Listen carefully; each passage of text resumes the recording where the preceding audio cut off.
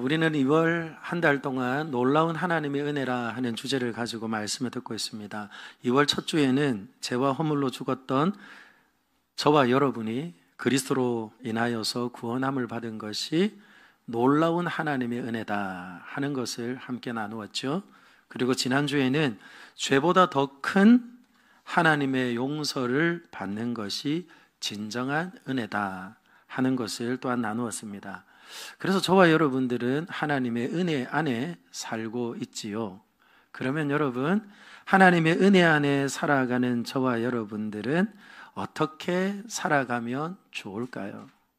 오늘 저와 여러분이 함께 읽은 이 말씀은 은혜 받은 자가 어떻게 살아가는 것이 마땅한 것인지 저와 여러분들에게 말씀해 주고 있습니다. 특별히 세상이 아니라 그리스도 예수 안에서, 교회 안에서, 믿음의 형제들과 자매들 안에서 어떻게 살아가는 것이 옳은지 우리에게 말씀해 주고 있지요. 그래서 오늘 저는 여러분들과 함께 로마 교회가 가지고 있었던 두 가지 문제를 가지고 여러분들과 함께 말씀을 나누면서 주신 은혜를 나누려고 합니다. 사랑하는 여러분, 믿음이라는 것이 무엇일까요? 믿음이라고 하는 것은 여러 가지로 정의해 볼 수 있겠지만 삶의 방향을 세상에 맞추고 살다가 예수 그리스도를 통하여서 이제는 하나님께 내 삶의 방향을 고정합니다 하며 살아가는 것이 믿음이고 믿음의 삶이라 할 수 있을 것입니다. 자, 그런 의미에서 예수 그리스도를 믿고 함께 한 하나님을 향하여서 우리가 믿음 생활하는 중에는 믿음이 큰 사람, 강한 사람, 믿음이 작은 사람, 믿음이 약한 사람이 함께 더불어 산다는 것이죠. 그래서 오늘 특별히 교회 안에서, 공동체 안에서 믿음이 약한 자가 있다면 저를 한번 따라 할까요? 비판하지 말고 너그럽게 받아주어라.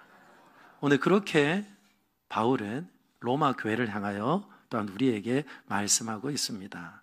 왜냐하면 로마 교회는 두 가지 사정이 있었습니다. 그 사정이 무엇일까요? 그 사정은 그 한 교회에 두 부류의 사람들이 함께 공존하고 있기 때문에 그렇습니다. 크게 나누면 이방인과 유대인입니다. 다시 말씀드립니다. 믿음이라고 하는 공통 분모를 가지고 있습니다. 그리스도 안에 있는 공통 분모를 가지고 있지만 그들의 출신이 달라요. 유대적 배경을 가진 이들과 그리고 흩어져 살아가는 그 유대인들을 통하여서 복음을 듣고 구원함을 얻어서 그리스도인이 된 이방인 출신 그리스도인들이 있더라는 겁니다. 그러니 여러분, 이 교회의 주류는 누구였을까요? 다시 말씀을 드립니다. 적은 소수로 되어 있는 유대인들이 주류였을까요? 아니면 이방의 수많은 사람들 가운데 예수를 믿고 교회에 들어온 이방인들이 주류였을까요? 처음에 복음이 전해질 때에는 유대적 배경을 가지고 그리고 유대인 출신들이 영향력을 끼쳤을 겁니다. 그러나 교회가 커져가고 그리고 또한 함께 힘이 더해지면서는 수많은 이방인들 가운데 예수를 믿고 교회 안으로, 예수 안으로 들어온 이들이 훨씬 더 많았을 겁니다. 그러다 보니 자연스럽게 생겨나는 문제가 있어요. 그 문제가 무엇이냐? 오늘 성경은 먹는 것과 관련된 문제다. 첫 번째 말합니다. 그리고 또 하나는 무엇이냐 하면 날과 절기와 관계되어져 있는 문제다. 그렇게 우리에게 말씀하고 있어요. 사랑하는 여러분, 왜 이와 같은 문제가 있는 걸까요? 그들의 출신이 다르기 때문에 그렇습니다.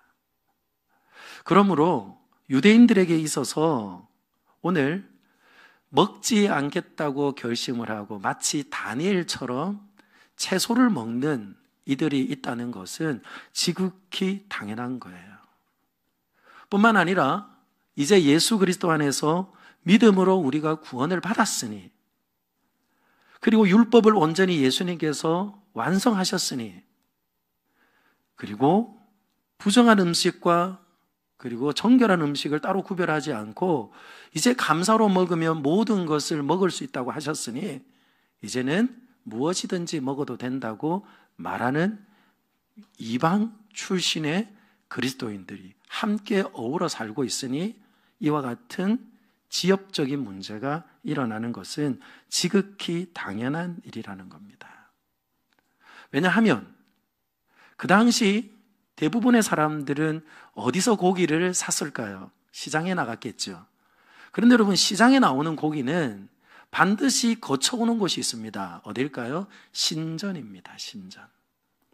이방 신을 섬기는 그 신전에 드려졌던 고기가 세상에 나오는 거예요. 그러면 그 고기를 사서 먹는 겁니다. 그런데 우리 잘 아시죠? 다니엘은 바벨론에 끌려갔을 때에 모든 이들이 함께 먹어야 하는 그 음식을 먹으라 말할 때 어떻게 했나요? 나는 그런 것을 먹을 수 없습니다. 그리고 내 몸과 내 삶을 하나님 앞에 순결하게 살기를 원하기 때문에 난 그건 먹지 않겠습니다. 채소를 먹겠습니다. 라고 선택했던 것처럼 바로 나오는 그 음식을 구별하여 먹는 이들이 있었고, 그리고 그것을 조금도 상관하지 않고 먹었던 이들이 있었다는 거예요. 포도주를 먹는 것도 마찬가지입니다. 21절 말씀을 보면 마시는 포도주에 관하여서도 말씀하고 있는데요, 그것을 가지고도 또한 먹을 수 있다고 먹는 이가 있고, 또한 경건에 별로 유익이 되지 않는다고 먹지 않는 이들이 있더라는 겁니다. 그런데 다시 말씀드립니다. 이 교회 안에 주류는 누구라고요? 이방인들이라고요. 그 이방인들은 로마서 1장 17절 복음에는 하나님의 의가 나타나서 믿음으로 말미암아 믿음에 이르게 하나니 기록된 바 오직 의는 믿음으로 말미암아 살리라 함과 같으니라. 바울이 직접 로마 교회에 와서 복음을 전한 것은 아니지만 이 로마 교회의 사역자였던 브리스길라와 아굴라, 그는 바울을 통하여서 말씀 교육을 받고 또 함께 동역했던 이입니다. 뿐만 아니라 오순절 절기를 지키기 위해서 왔다가 마가의 다락방에 임한 성령의 역사로 인하여서 또한 복음을 들었던 이들이 바로 먼저 시작된 교회의 시초가 되었습니다. 그러니 여러분, 그들에게 있어서 무엇이 참으로 능력이라고 여겼을까요? 그렇구나, 믿음만이 참으로 우리를 의롭게 하구나 라고 여겼으니까 그들은 무엇 하는 겁니까? 보면서 예전처럼 그 율법의 테두리 안에서 자신을 순결하게 하겠다고, 거룩하게 하겠다고 먹지 않는 그들을 보면서 말하는 거예요. 왜 그렇게 믿음이 작으냐고 말하는 거예요. 왜 그렇게 믿음이 약하냐고 말하는 거예요. 그런데 여러분, 뿐만 아니라 구별하며 살아가는 이들도 말합니다. 너희들은 근본이 없어서 그래. 근본이 없어서 그래. 그런데 오늘 사랑하는 여러분, 이와 같은 그 음식의 문제를 가지고 그들이 말하고 있지만 오늘 바울은 누구의 편도 들어주지 않습니다. 왜냐하면 먹는 것, 곧 고기와 채소는, 고기는 고기이고 채소는 채소라는 거예요. 오늘 저와 여러분이 읽었던 본문 뒤를 보시면 14절이 있습니다. 14절을 보세요. 내가 주 예수 안에서 알고 확신하노니 무엇이든지 스스로 속된 것이 없으되. 그 말은 무슨 말입니까? 디모데전서 4장 4절에 있는 말씀처럼 하나님이 선하시기에 선하신 하나님이 지은 모든 것은 선하다.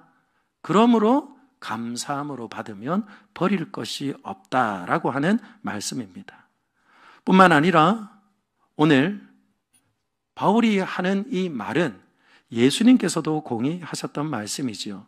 마태복음 15장 11절 말씀인데요, 입으로 들어가는 것이 사람을 더럽게 하는 것이 아니라 입에서 나오는 그것이 무엇하게 한다고요? 사람을 더럽게 한다라고 말하며 먹는 것이 우리를 부정하게 하거나 정결하게 하는 것이 아니다라고 말씀을 하셨던 것이죠. 그래서 이와 같이 말한 이후에 이제는 절기와 날에 대한 문제로 옮겨갑니다. 왜냐하면 오늘 5절 말씀을 다시 보세요. 5절 말씀 같이 한번 읽어볼까요? 시작. 어떤 사람은 이 날을 저날보다 낮게 여기고 어떤 사람은 모든 날을 같게 여기나니 각각 자기 마음으로 확정할지니라. 아멘. 이 말의 의미가 뭘까요? 어떤 사람은 안식일 그리고 주님이 부활하신 주일을 소중하게 여기며 그날은 특별한 날이라고 말하는 이들이 있더라는 거예요. 근데 그 말을 들으면서 사람들이 이렇게 말합니다. 무슨 소리 하냐? 무슨 소리 하냐? 어떻게 안식일만 거룩한 날이냐? 이제 예수 그리스도께서 율법을 완성하시고 우리를 진리 안에 자유하게 하셨으니 모든 날이 거룩한 날이고 그리고 모든 날이 좋은 날이다. 그렇게 말하면서 서로 안식일의 문제로 그리고 유대인들이 지키는 절기의 문제로 그들은 또한 다투고 있는 것을 보게 됩니다.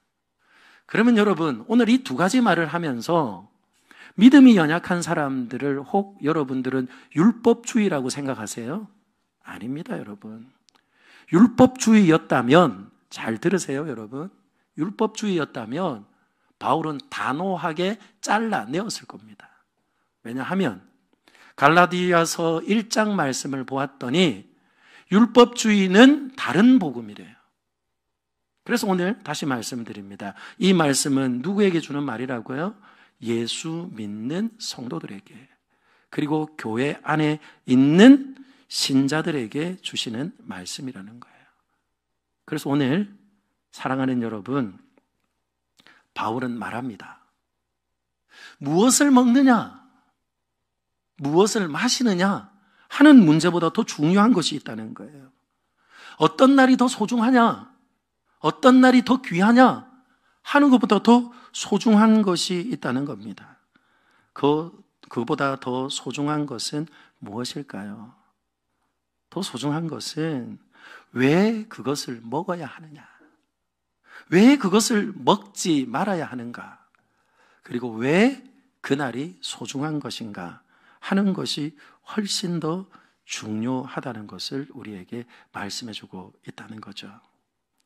만일 주일이 거룩하다고 말한다면, 그것을 믿는다면 뭐하라는 겁니까? 6일 동안은 구별되이 그날을 온전히 뭐하라는 거예요? 하나님 앞에 드릴 수 있어야 된다는 거예요.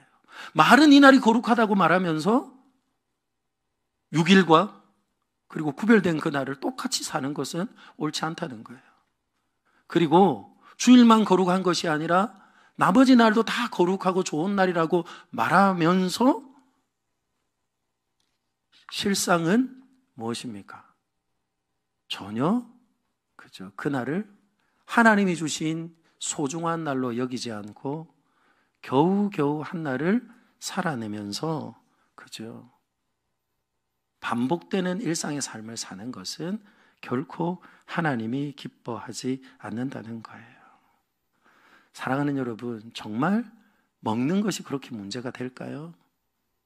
그리고 언제, 어느 때에 더 거룩하고 거룩하지 않은 것이 또한 구별이 되는 것일까요? 사실 그보다 더 큰 문제는 무엇일까요? 내 믿음이 참된 믿음인가? 저를 한번 따라합니다. 내 믿음이 참된 믿음인가? 그게 더 중요한 것 아닌가요?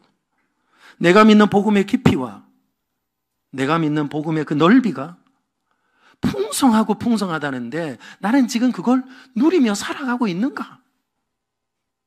이런 것에는 고민이 없어요. 고민이 없어요. 어떻게 하면 교회가 교회다워질 수 있을까? 그러기 위해서 나는 어떻게 살아가야 할까? 그런 건설적인 이야기는 로마 교회에는 없더라고요. 그저 무엇을 먹느냐, 그리고 어떤 날이 더 중하냐라고 말하면서 그 의미를 놓쳐버렸다는 겁니다. 그러니 여러분, 그 안에는 무엇이 없을까요? 의가 없고 평강이 없고 희락이 없는 거예요. 하나님께서 우리 성도들을 부르시고 교회를 주신 이유가 뭘까요? 17절 우리 같이 한번 읽어봅시다. 17절 같이 읽습니다. 시작. 하나님의 나라는 먹는 것과 마시는 것이 아니요 오직 성령 안에 있는 의와 평강과 희락이라. 믿으시면 아멘. 의가 뭡니까? 순결함이잖아요. 깨끗함이잖아요. 내 믿음은 돌아보지 않고 그 믿음이 참되냐 거짓되냐 그것에는 관심 없으니 진흙탕 싸움을 하는 거예요. 매번 네가 옳다 내가 옳다 진흙탕 싸움을 하고 거기에서 깨끗함이 없어요. 그러니 뭐가 없어요? 평강이 없어요. 평강. 화평할 리가 없죠. 그러니 기쁨이 없어요. 맨날 싸우는 엄마 아빠를 보는 아이들이 기쁨이 있을까요? 없을까요? 여러분 가정을 화목하니까 잘 모르시죠. 맨날 지지고 볶는 엄마 아빠가 있는 가정은요, 애가 집에 안 가고 싶어요. 안 가고 싶어요. 사랑하는 여러분, 없는 거예요, 없는 거예요. 진흙탕 싸움을 하니까 깨끗함도 없죠. 평강도 없죠. 기쁨도 없어요. 그러니까 뭡니까? 덕을 세울 수가 없는 겁니다. 덕을 세울 수가 없어요. 19절 말씀 여러분 한 번 더 보세요. 19절 말씀을 보시면 이렇게 말합니다. 그러므로 우리가 화평의 일과 서로 덕을 세우는 일을 힘쓰나니. 아멘. 여러분 덕을 세운다고 말하잖아요. 이 덕이 뭘까요?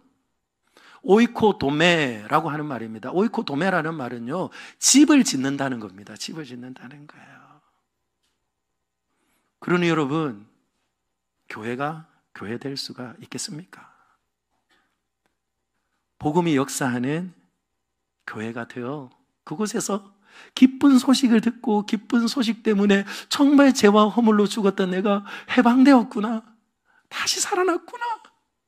난 끊임없는 용서를 받고 살아가는 존재이구나. 그런 기쁨이 없다고요. 로마 교회는 주도 하나고 성령도 하나고 교회도 하나라고 했지만 그들은 믿음 안에 있다고 하지만 이 온전한 기쁨을 누리지 못하는 겁니다. 그래서 바울은 말합니다. 무엇을 먹어야 되고 무엇을 먹지 않아야 되는 것보다 더 중요한 것이 뭐라고요? 왜 먹어야 하는지, 왜 먹다가 먹지 않게 되었는지 하는 그것이 훨씬 더 중요하다는 거예요. 그래서 분명한 솔루션을 그들에게 줍니다. 1절 말씀 다시 한번 읽을게요. 시작. 믿음이 연약한 자를 너희가 받되 그의 의견을 비판하지 말라. 아멘. 믿음이 연약한 자, 믿음이 없는 자 아닙니다. 믿음이 연약한 자. 믿음이 연약한 자라는 말을 하면서 뭐하요? 비판하지 말고 받아주라는 거예요. 여러분 받아주는 것을 여러분은 관용이라고 생각하시면 조금만 아는 것입니다. 이건 관용이 아닙니다. 왜요? 바울은 분명히 옳고 그름이라고 말하지 않았거든요. 관용은 실수하였지만 옳지 않은 일을 하였지만 용납해 주는 것이 관용이잖아요. 그러면 이 말의 의미가 무엇이겠습니까? 바로 믿음 안에 그가 있는 것이 분명하다면 예수를 구주로 받았으니 바로 내 친구이고 내 가족으로 여기며 받아주라는 거예요.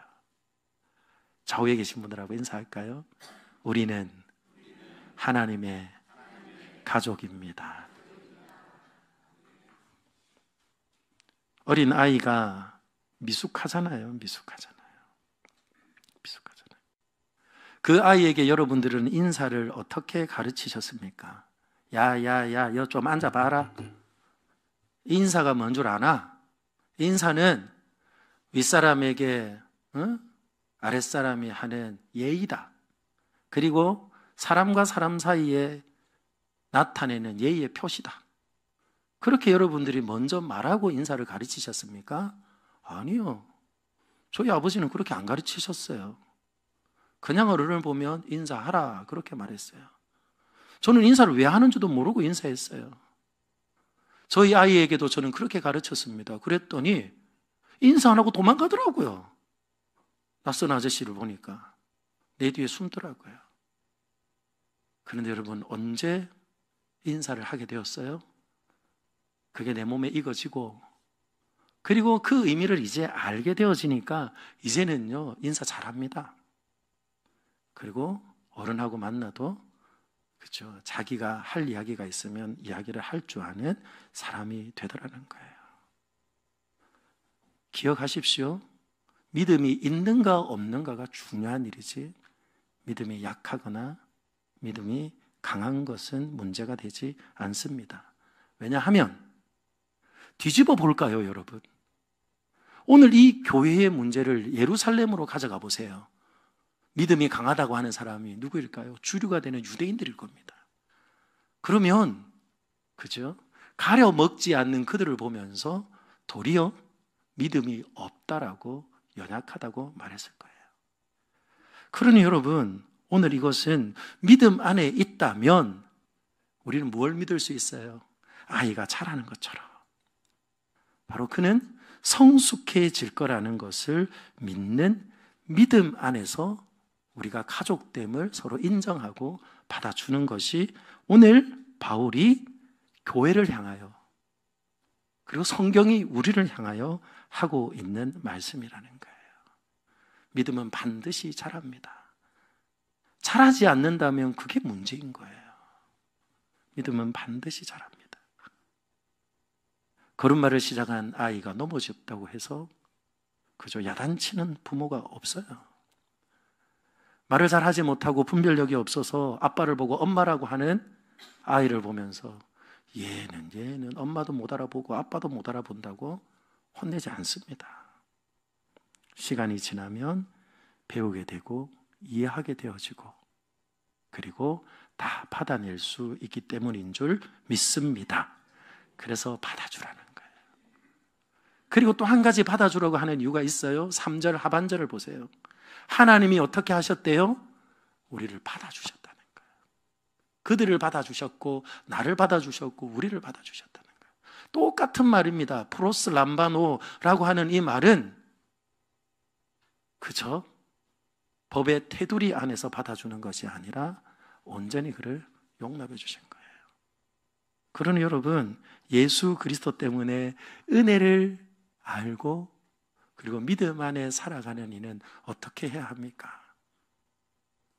같은 믿음 안에 있는 지체라면 우리가 하나님의 가족이라는 것을 기억하고, 사사롭고 지엽적인 문제로 네가 옳고 내가 그르다, 그리고 시비를 가리려고 하고 그것으로 논쟁을 삼으면 교회는 절대로 교회될 수 없고 교회는 절대로 부흥되지 못할 줄 압니다. 그래서 저는요, 사랑하는 믿음의 권속들이 이와 같았으면 좋겠습니다. 믿음 안에 있다면, 저를 한번 따라 할까요? 차이는 틀린 것이 아닙니다. 나와 다른 것입니다. 차이는 틀린 것이 아니라 나와 다르다는 거예요. 사랑하는 여러분, 그러므로 진리의 문제가 아니라면 다시 부탁합니다. 목숨 걸지 마세요. 그리고 진리의 문제가 아니라면 내 마음이 때론 상할지라도 충분히 받아낼 수 있는 저와 여러분들이 되기를 예수님의 이름으로 축원합니다. 왜냐하면 저와 여러분들은 누굴 위해 사는 사람일까요? 주를 위해 사는 자들이기 때문에 그렇습니다. 그래서 오늘 바울은 조금 더 말하지요. 조금 더 말합니다. 오늘 함께 읽었던 6절과 7절 말씀을 보십시오. 6절과 7절 말씀을 보실까요? 같이 읽어봅시다. 시작. 나를 중히 여기는 자도 주를 위하여 중히 여기고 먹는 자도 주를 위하여 먹으니 이는 하나님께 감사함이요 먹지 않는 자도 주를 위하여 먹지 아니하며 하나님께 감사하느니라. 우리 중에 누구든지 자기를 위하여 사는 자가 없고 자기를 위하여 죽는 자도 없도다. 우리가 살아도 주를 위하여 살고 죽어도 주를 위하여 죽나니 그러므로 사나 죽으나 우리가 주의 것이로다. 아멘. 믿으십니까? 누구 것이래요? 주의 것이라고요. 그러니 여러분, 이 말의 의미가 뭐죠? 이런 겁니다. 먹지 않는 사람은 내가 먹지 않을 않음에도 불구하고 주님 때문에 충분히 그것으로 만족하고 감사할 수 있는 믿음을 주셨으니 뭐라는 겁니까? 이건 하나님이 주신 것입니다 라고 말하며 감사하면 된다고요. 그렇죠? 그리고 먹는 이들은 무엇입니까?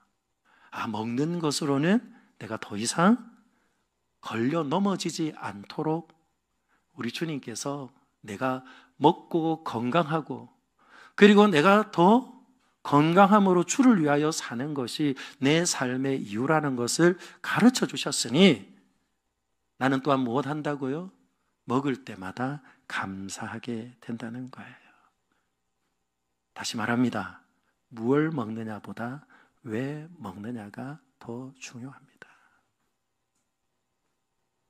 어떤 날이 귀하고 어떤 날이 귀하지 않은지, 부정한 날이고 정결한 날인지 그 구분함에 있어서는 바로 왜라는 질문 앞에 저와 여러분들이 답할 수 있는 성도들이 되기를 예수님의 이름으로 축원합니다.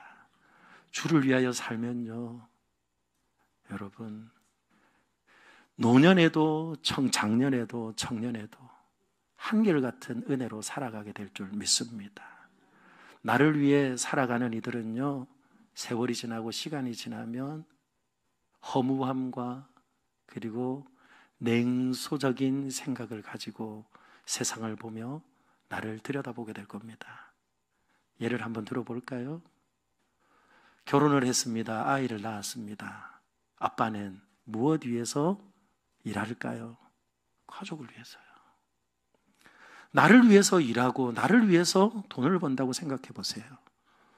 나를 위해서 써야지요. 그죠? 나를 위해서 일한다고 생각하면 뭐 하는 겁니까? 내가 뼈 빠지게 자존심 버려가면서 그죠? 얻었던 돈을 내 아내라도 그리고 내 자식이라도 못 나눠줍니다. 그러면 여러분, 아내는 누구를 위하여서 밥을 짓고 누구를 위하여 빨래를 하고 누구를 위하여 밤잠을 설치며 내일을 준비합니까? 가족을 위해서요. 그 이유를 알지 못하고 그 이유가 나라면 여러분, 오늘 이 시대가 경력 단절이라고 말을 하며 나를 위해서 말고는 아무것도 그죠? 사용할 수 없는 나락으로 떨어지게 될 것이라는 거예요. 그래서 여러분, 나를 위하여 살아가는 이와 그리고 가족과 공동체를 위하여 살아가는 것도 이와 같이 의미가 달라지는 거예요.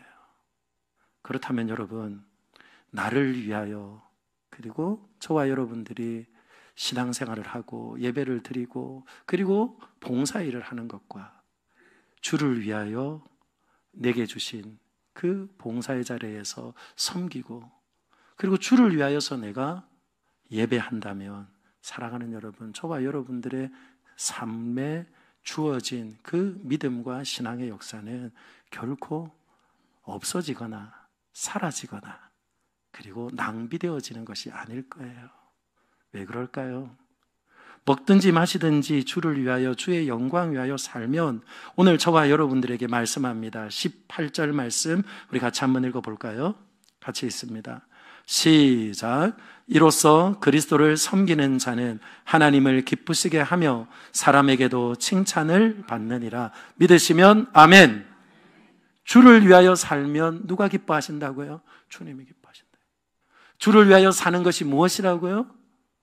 믿음이 연약한 자를 하나님이 받아주셨으니 나도 가족으로 받아 함께 자라가는 거예요.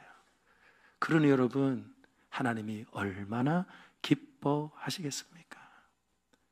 하나님이 기뻐하시는 그 삶을 보면서 무엇 한다고요? 사람들도 무엇 합니까? 그를 칭찬한다고요. 무엇 때문에요? 그의 믿음이 참이기 때문에요.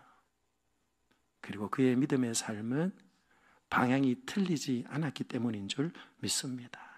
그래서 성도의 삶의 중심은 어린아이도 청소년도, 청년도, 그리고 장년도, 노년도 주를 위한 삶이 되어야 될 줄 믿습니다.